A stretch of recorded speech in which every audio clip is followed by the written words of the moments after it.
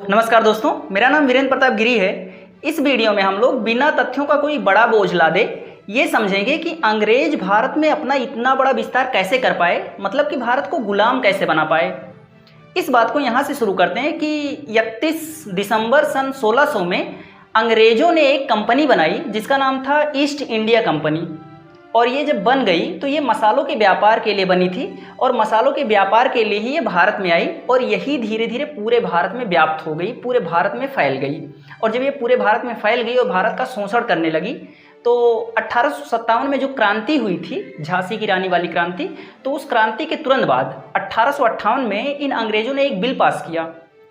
और उस bill pass करने के जरिए इन्होंने क्या किया, भारत की जो सत्ता थी वो सीधे ईस्ट इंडिया कंपनी से ब्रिटिश सरकार ने अपने हाथों में ले ली और इस तरह से भारत पूरी तरह से अंग्रेजों का गुलाम बन गया।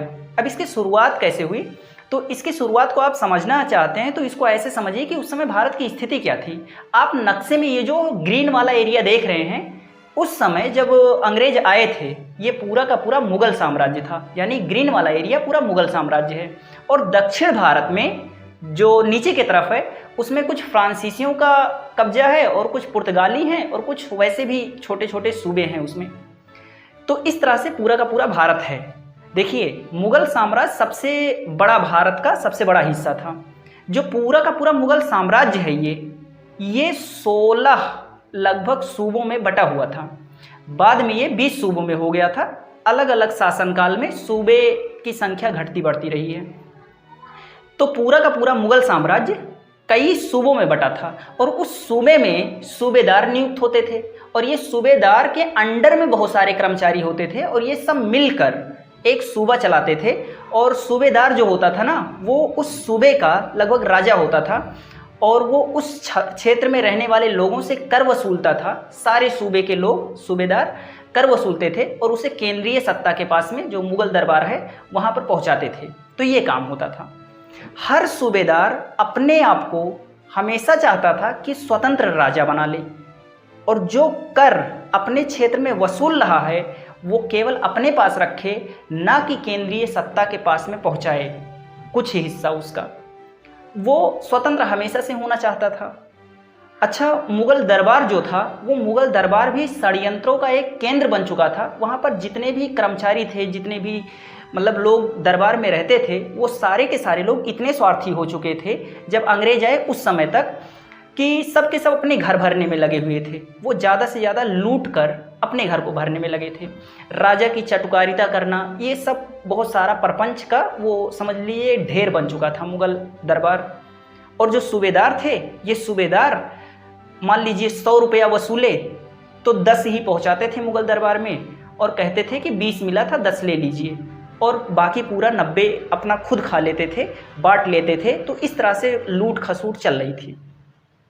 ये सूबेदार चाहते थे कि स्वतंत्र शासक बन जाएं। दूसरी चीज, इन सूबेदारों की एक चाहत और होती थी कि इन्हें जो क्षेत्र दिया गया है उससे बड़ा क्षेत्र मिल जाए। मतलब कि जो सूबेदार है वो अपने बगल वाले सूबेदार का भी कुछ क्षेत्र अपने अंडर में लेना चाहता था हमेशा से। इस वजह से प्रत्येक सूबेदार अपने बगल वाले सूबेदार से नफरत करता था, उसे देखकर जलता था। अंग्रेज आए भारत में। स्टीफन हॉकिंस नाम का जो अंग्रेज था वो सबसे पहले भारत में जहांगीर के दरबार में गया और उसने कुछ करके और फिर बातें करके और जहांगीर से व्यापार करने का आदेश इसने ले लिया। बहुत पहले भी इसने मतलब अंग्रेजों ने कोशिश किया था व्यापार करने के लिए, मतलब छूट लेने के लिए राज दरबार से, लेकिन असफल रहे थे। और स्टीफन हॉकिंस जो आया, ये गया जहांगीर के दरबार में और इसने कहा कि राजा साहब देखिए, हम लोग आपके दरबार में, आपके सूबों में जाकर व्यापार करना चाहते हैं और हमारा सारा कच्चा माल हमारा होगा, उत्पादन हमारा होगा, प्रोडक्शन, सब कुछ, सेलिंग करने का काम, सब कुछ, मैन पावर जो है वो भी हमारा होगा, सब कुछ हमारा होगा। लेकिन जब हम व्यापार करेंगे और हमें फ़ायदा मिलेगा तो उस फायदे का कुछ हिस्सा आपको भी देंगे। अब राजा साहब सोचे कि कुछ हर्रा फिटकरी लगना नहीं है, तो एक काम करते हैं, ऑर्डर दे देते हैं। और मुगल दरबार का जो खजाना था वो भी खाली होता जा रहा था क्योंकि सब के सब मुगल दरबार में चोर ही हो गए थे। स्वार्थी हो गए थे। तो इस वजह से मुगल दरबार खाली हो रहा था। तो राजा साहब ने कहा कि चलो ठीक है, कुछ तो फायदा होगा इससे। अब इन्हें जब ऑर्डर मिल गया अंग्रेजों को, तो ये सूबेदार के यहाँ गए, यानी सूबे में गए या व्यापार करने के लिए। जब सूबेदार ने उन्हें रोका तो सूबेदार को दिखाए कि देखो केंद्रीय सत्ता से लिखवा कर लाए हैं कि हम व्यापार कर सकते हैं। सूबेदार समझ गया कि चलो ठीक है, कर लेने दो व्यापार, इस तरह से। और अंग्रेज ये समझ चुके थे कि सूबेदार को भी प्रसन्न करना है, खुश करना है। इस वजह से सूबेदारों को कुछ पद देने लगे। जिस सूबे में ज़्यादा कमाई हुई वहाँ के सूबेदार को कोई पद दे दिए, कह दिए शेरे हिंदुस्तान हैं आप, ये हैं वो हैं, इस तरह से नए नए पद देने लगे। और जब पद दिए किसी सूबेदार को, तो बगल वाला जो ईर्ष्यालु है, जो उससे ईर्ष्या रखता है, उस सूबेदार ने कहा कि अंग्रेज़ों हमारे यहाँ भी आओ, हमारे यहाँ भी ठीक से व्यापार करो और हमें भी कोई बड़े से बड़ा पद दो, ताकि हम अपने बगल वाले सूबेदारों को ईर्ष्या मतलब जेलस फील करवा पाएँ। तो इस तरह से प्रत्येक सूबेदार अंग्रेज़ों की चटुकारिता करता रह गया। दूसरी बात, ये अंग्रेज ये पद नाम तो देते ही थे, क्या करते थे, ईस्ट इंडिया कंपनी अब साल भर में ये योजना प्रयोजन एक किए, एक समारोह रखे ईस्ट इंडिया कंपनी का, जहाँ वो है जैसे सूरत में सबसे पहले इन्होंने फैक्ट्री लगाने का प्रयास किया, असफल रहे 1608 ईस्वी में। फिर बाद में इन्होंने 1609 ईस्वी में मसूलीपट्टनम में इन्होंने लगा दिया अपना कोठी। 1611 ईस्वी में मसूलीपट्टनम में इन्होंने अपना पहला व्यापारिक कोठी खोला।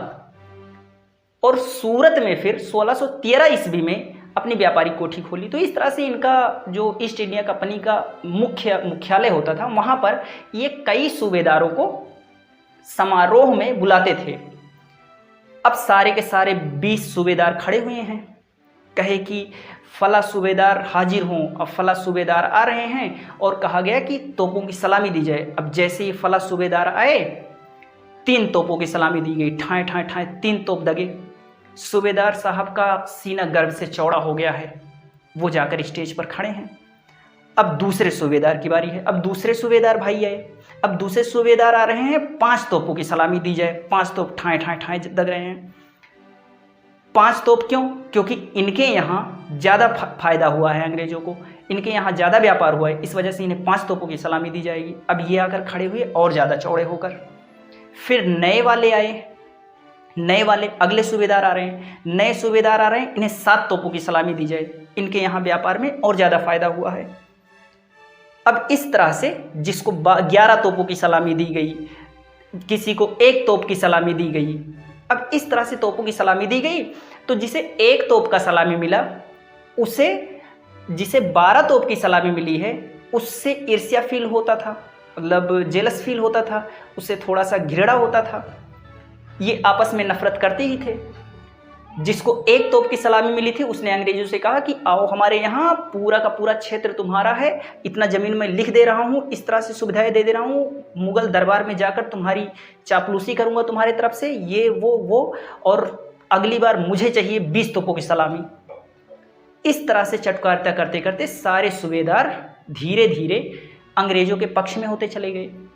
दूसरा, अंग्रेजों ने एक काम, मतलब सारे सूबेदारों को, जितने भी अधिकारी थे, जितना पदाधिकारी थे, उनको अपने पक्ष में कर लिए।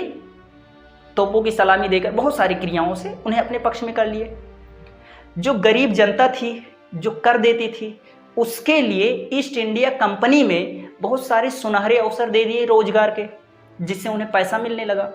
अब पैसा किसको बुरा लगता है भाई? तो सारे के सारे सूबेदार भी उन्हीं के पक्ष में हैं, सारी की सारी जनता भी भाई ईस्ट इंडिया कंपनी में जा रही है नौकरी करने। क्यों? क्योंकि मुगल दरबार में ऐसे ऑफर नहीं होते थे जितने अच्छे ऑफर इनके यहाँ होते थे। अच्छे अच्छे पद दे दिए। जो सूबेदार साहब हैं, उनका भतीजा है, उसके भतीजे को कोई पद दे दिए ईस्ट इंडिया कंपनी में, कोई झंडू शाही पद दे दिए, वैसे बैठा है ऑफिस में, कुछ कर दिए। तो इस तरह से पदों को, नए नए पदों का सृजन करके और इनके रोजगार के सुनहरे अवसर देकर सारी जनता को और सबको अपने पक्ष में ये करते गए। और इस तरह से जब बात आगे बढ़ती गई, तो लोगों को धीरे धीरे समझ में आने लगा अंग्रेजों की सारी चालाकी। और जब लोगों को समझ में आने लगा, तो कुछ प्रतिरोध करते थे। तो क्या करते थे, ये सैन्य कार्यवाही करके, नियम बनाकर उसे दबा देते थे। जैसे बंगाल में अंग्रेज़ों ने अपनी सत्ता फैलाने के लिए बहुत मेहनत किया, क्योंकि वहाँ के लोग थोड़े से मतलब वो व्यापारिक का बहुत बड़ा केंद्र था। लेकिन पलासी का युद्ध हुआ, बक्सर का युद्ध हुआ, और बक्सर के युद्ध के बाद तो वहाँ पूरी तरह से व्याप्त हो गए, इनकी शक्ति वहाँ पर एकदम से हो गई। फिर इसके बाद में इन्होंने बहुत सारी नीतियाँ बनाई, जैसे कुशासन की नीति। कुशासन की नीति से इन्होंने कुर्ग को, अवध को अपने अंडर में कर लिया। इसके बाद में डलहौजी ने चलवाया था व्यपगत का सिद्धांत। व्यपगत का सिद्धांत ये था कि अगर किसी राजा के प्राकृतिक उत्तराधिकार नहीं है, यानी उनके अच्छे लड़के, मतलब जो सच्चे लड़के हैं, सहोदर लड़के, मतलब उन्हीं के बच्चे, एकदम सगे लड़के अगर नहीं हैं, तो राजा के मरने के बाद वहाँ का अधिग्रहण अंग्रेज कर लेंगे। तो इस तरह के बहुत सारे नियम बनाने लगे, जैसे झांसी, सतारा और नागपुर का अधिग्रहण इस नियम के तहत हुआ था, व्यपगत के सिद्धांत के अंतर्गत। तो इस तरह से ये लोग करने लगे। ये लोग शुरुआत में सैन्य शक्ति का इस्तेमाल एकदम से नहीं करते थे, केवल आर्थिक और राजनीतिक नीतियों का प्रयोग करते थे। बाद में जब ये शक्तिशाली हो गए और राज्य में फैल गए, फिर छोटे मोटे जगह पर दबाने के लिए सैन्य का कार्यवाही भी करने लगे। इनकी सेना जो होती थी वो भी इन्हीं की मुगल सैनिकों को ही अपने सैनिक के रूप में ले लिए थे ये लोग। और करते क्या थे ये लोग, किसी भी राज्य में जब व्याप्त हो जाते थे पूरी तरह से, कोई भी राज्य है वहाँ पर जब पूरी तरह से ये फैल गए, तो वहाँ के जो राजा होते थे उन्हें हटाकर अपना कोई चाटुकार बैठा देते थे उस सत्ता पर, और फिर वहाँ पर शासन पूरी तरह से चलाते थे। तो इस तरह से ये लोग पूरे भारत में प्रत्येक राज्य में करते गए। जो वहाँ का राजा होता था पहले उस राज्य में फैलते थे, यानी कि नियम क्या था इनका कि फॉलो द रूल, इसके बाद में go on the top and change the rule, यानी कि वहाँ का नियम ही बदल देते थे। फिर पहले नियम को फॉलो करते थे, फिर जब वहाँ पर एकदम ऊपर पहुँच जाते थे फिर क्या करते थे, नियम को चेंज कर देते थे, वहाँ के नियम को ही बदल देते थे। अगर नियम बदलने में वो दिक्कत कर रहे हैं राजा साहब, तो राजा साहब को ही बदल देते थे। तो इस तरह से ये लोग प्रत्येक जो छोटे छोटे सूबे थे उन सब में पूरा नियंत्रण प्राप्त करते चले गए। मैसूर में और मराठाओं से इन्हें काफ़ी प्रतिरोध हुआ, लेकिन उसे भी ये दबा ले गए। क्यों? क्योंकि शक्तिशाली काफ़ी हो चुके थे।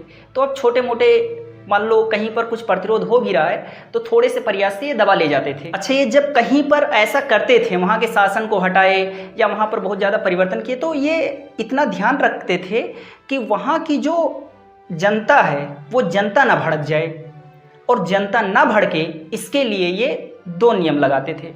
पहला नियम ये लगाते थे कि जनता को उसी नियम से संचालित करते रहते थे जो नियम पहले से चल रहे होते थे, उन्हीं नियमों से संचालित कर रहे होते थे, और अपना नियम, हल्के फुल्के नियम उसमें इंक्लूड करते रहते थे, धीरे धीरे धीरे धीरे उसमें जोड़ते जाते थे। यानी कि इसको द्वैध शासन कहते हैं। द्वैध शासन माने दोहरा शासन, यानी कि जब कहीं पर ये लोग फैल जाते थे तो क्या करते थे, वहाँ पर एक नियम जो पहले से चल रहा होता है, जिसकी जनता अभ्यस्त हो गई है, उसको चलते रहने देते थे, थोड़े बहुत हल्के फुल्के परिवर्तन के साथ, और फिर उसी में जब पूरी तरह से फैल गए तो उसी में फिर परिवर्तन करते करते करते करते अपना पूरा सत्ता बना लेते थे। और इस वजह से जनता भी नहीं भड़क सकती। क्यों? क्योंकि उसे पता ही नहीं चलता। और हर समाज का एक नियम होता है कि समाज में समझदार लोग कम होते हैं। ये भी हर समाज का मतलब प्राचीन काल से आज तक का यही इतिहास है। अंत में जब ये पूरी तरह से फैल गए तो अब इन्हें अपनी सत्ता को अस्थायी बनाना था।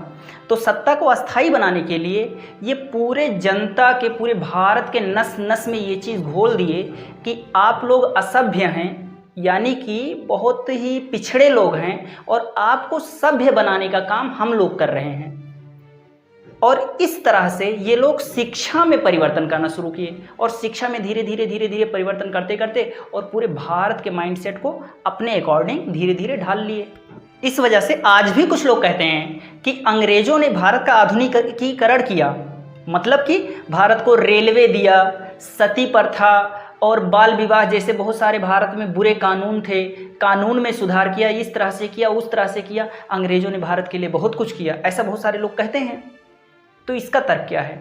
ये तर्क बिल्कुल उसी तरह से जैसे एक आदमी है और एक लड़का उसके अंडर में है, तो उस लड़के को ना पढ़ाता है, ना लिखाता है, ना शिक्षा देता है, ना कुछ करता है, उसका शोषण करता है, ठीक से जीने नहीं देता, और इसके बाद में दिन रात उससे खेत में काम करवाता है, उसे खेलने नहीं देता, उसका बचपन छीन लिया, सब कुछ उसका बेकार कर दिया, उसकी संस्कृति छीन ली, उसकी माँ से उसे अलग कर दिया और इसके बाद में उससे दिन रात खेतों में काम करवाता है।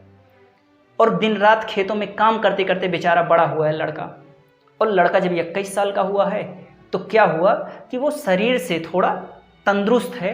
क्यों? क्योंकि लगातार खेतों में काम करता था, जिम करता था, तो इस वजह से शरीर से तंदुरुस्त है। अब वो जब लड़का बड़ा हो गया है तो ये आदमी क्या कह रहा है? कह रहा है कि देखो, मैंने तुम्हारे शरीर को बलवान बनाया है, मेरी वजह से तुम इतने सबल हो, मेरी वजह से तुम्हारा शरीर निरोग है, इस तरह से कहे तो ये बिल्कुल उसी प्रकार का तर्क है।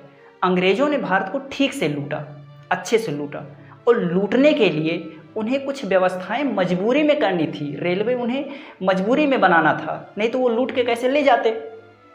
ट्रांसपोर्ट की व्यवस्था होनी चाहिए थी। तो इस वजह से अंग्रेज भारत को लूट रहे थे, उसका बाई प्रोडक्ट हमें ये मिल गया कि कुछ सुधार हो गए, इसमें कुछ बदलाव हो गए जो हमारे लिए आज अच्छे हैं। ये बिल्कुल उसी तरह का तर्क है।